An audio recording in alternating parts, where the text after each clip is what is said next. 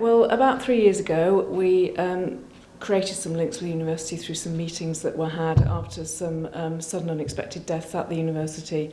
And we thought that there was something that we could do to actually go in and help the university, help the students.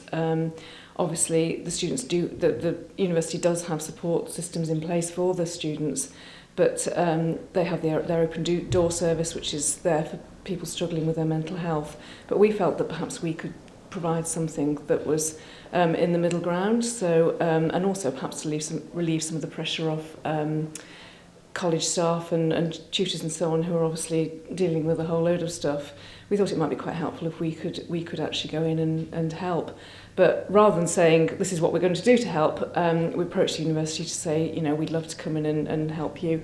What would you like? And it was one of the assistant heads of college at Goodrick College, actually, who we had a meeting, and there was a representative from USU there, and there was a representative from the Open Door service there.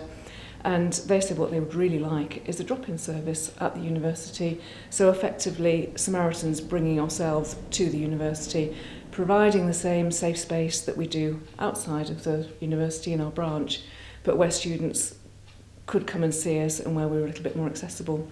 I think it's important that we're actually seen in the university, and it makes it more accessible. As you say, it is a stressful time. There's a whole load of stuff to think about when you're a student. You're away from home. You're kind of having to get to grips with looking after yourself, finding food, washing, all the things that perhaps you haven't had to think about quite so much. Managing money, and I think it's having to think about actually thinking I need to talk to somebody, but trailing all the way down to the Samaritans branch here is another thing to think about. Whereas perhaps if it's there on branch, it's on site, on campus, then it's accessible, and, you know, students can perhaps sort of get there easily.